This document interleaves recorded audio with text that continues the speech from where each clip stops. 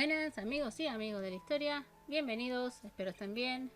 En este video les quiero hablar de una reina consorte de España que solo lo fue por 6 meses y al igual que su marido, de niña no recibiría ningún tipo de afecto por parte de sus padres y para colmo, a partir de su adolescencia empezaría a sufrir lo que ahora conocemos como trastorno límite de la personalidad. Me refiero a la reina Luisa Isabel de Orleans, esposa de Luis I de España. Si desean alguna biografía, solo me dejan un comentario y este video es a pedido de Sara Pérez Gazul.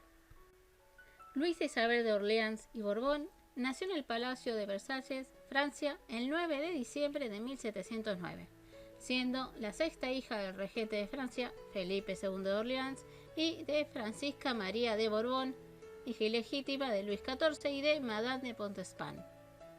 Luisa Isabel tuvo 7 hermanas y un hermano. María Isabel, que nació en el 1693 y viviría 10 meses. María Luisa Isabel, que nacería en 1695. Luisa Adelaida, naciendo en 1698. Carlota Aglaé en el 1700. El esperado varón Luis en 1703. Felipe Isabel en 1714 y Luisa Diana en 1716. Luisa Isabel no fue querida por sus padres, aunque antes tuvieron a su hermano Luis, querían otro hijo varón y se decepcionaron cuando llegó Luisa Isabel. Fue tanto la decepción que ni siquiera se tomaron el trabajo de bautizarla, o sea, no tenía nombre, sino que durante su niñez y adolescencia solo era conocida como Mademoiselle de Montpensier. Junto a su hermana menor, Luisa Diana, serían trasladadas a un convento. A ambas en ningún momento se les impartió educación, y como nadie se molestaría en saber cómo estaba, se iban convirtiendo en una adolescente caprichosa y extravagante, que carecería de elegancia, porte, educación y no aprendería ni siquiera a leer ni a escribir. Debido a su actitud caprichosa, terminaría siendo expulsada del convento y volvería a la corte francesa. En 1721, su padre acuerda con el rey de España Felipe V el matrimonio de Luisa Isabel con su sobrino y príncipe de Asturias, Luis. En ese momento, tanto Felipe II como su madre se dan cuenta que su hija no está bautizada, que no tomó la comunión ni la confirmación, y como un trámite express de una semana, fue bautizada con el nombre de Luisa Isabel, luego tomó la comunión y confirmación. Ahora sí, estaba lista para casarse, aunque faltaba la parte de su educación. En el poco tiempo que tuvo antes del matrimonio, aprendió a leer y escribir, pero no le gustaría la música ni ningún tipo de arte. Luisa Isabel y Luis se casaron el 20 de enero de 1722. Ella tenía 11 años y él 13. Por su corta edad, pasaría 1 año y medio para que se consumara el matrimonio. Ni bien había llegado a España, la princesa de Asturias empezó a mostrar el trastorno de personalidad, que para esa época no era conocido, sino que se trataba como locura.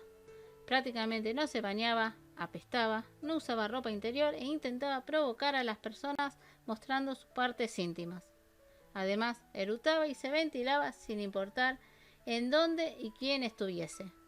También tendría problemas con la comida, llegando a ser bulímica, aunque sí es cierto que aprendió a hablar español muy rápido. También demostraba cero interés en su marido, por lo que éste preferiría pasar su tiempo yendo de casa y al ser un poco mayor que su esposa visitando burdeles. Los reyes españoles, la corte como el pueblo no querían saber nada de la princesa, pero el año 1724 traería más cambios y disgustos. Felipe V decide abdicar, ya mostrando signos de locura y melancolía, se retira al Palacio Real de la Granja de San Ildefonso. Así, su esposo Luis se convierte en Luis I de España y ella en reina consorte. Al ser reina, se esperaba que se tranquilizara, pero sería mucho peor. A todo lo que ella hacía se le suma, como la gota que derramó el vaso, que en una reunión la reina se desnuda y con el vestido decide limpiar todos los cristales. Esto sucedió en julio de 1724. Su marido decide encerrarla en sus aposentos y ahí es cuando Luisa Isabel se sería apodada como la Reina Loca. Parece ser que eso ayudó a recapacitar y tranquilizar a la reina, y ésta le escribía cartas a su marido pidiendo perdón. Pasaron 2 semanas y Luis decide liberar a su esposa, y en ese tiempo que transcurrió desde que pudo salir de su habitación, la pasó con su marido, se fueron conociendo y parecía que todo iba bien y que iba a haber un próspero futuro. Pero de pronto, Luis tuvo un desmayo y en el cuerpo le salieron manchas rojas. El rey se contagió de viruela y para el 20 de agosto estaría en cama y ya no saldría. Y contra todo pronóstico, la única persona que estuvo las 24 horas con el rey sería su reina loca, que no le importaba si se contagiaba. Luis fallece el 31 de agosto de 1724 con solo 17 años recién cumplidos. Un día después, Luisa se contagió de viruela y estuvo unos meses en cama.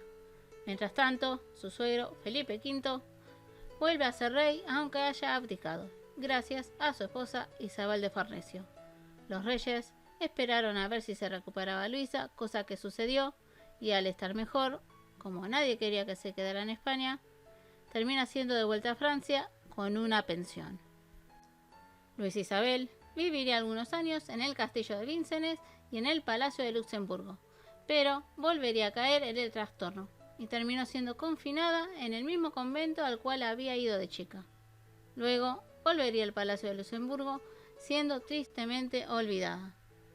Moriría el 10 de junio de 1742 a los 32 años en el Palacio de Luxemburgo, en París, por problemas renales e hidropesía, siendo enterrada en la iglesia de San Sulpicio. Luisa Isabel tuvo una vida muy triste. Ya desde su nacimiento, solo por el hecho de ser mujer, no fue querida por sus padres ni otros parientes, aunque en el poquito tiempo pudo disfrutar a sus hermanos. Ni siquiera recibiría un nombre si no fuera porque se iba a casar, o sea, a los 11 años. No se ocuparon de educarla, pensando que si se casaba iba a ser con un hombre no importante. De pronto, trataron de educarla, pero el tiempo ya no daba. Solo aprendería a leer y a escribir. Y luego en España aprendería muy rápido español. Su trastorno no era conocido y siempre fue la princesa y reina loca. Y aunque su corto matrimonio no fue feliz, por lo menos le pudo demostrar a Luis en el último mes que le importaba. Bueno, amigos y amigas, me gustaría que me dijeran qué piensan de esta reina. Gracias por escucharme y acuérdense, si quieren alguna biografía, solo me dejan un comentario. Suscríbanse y activen la campana si lo desean, igual que el like y compartir el video. Nos vemos en el próximo video. Besitos, bye.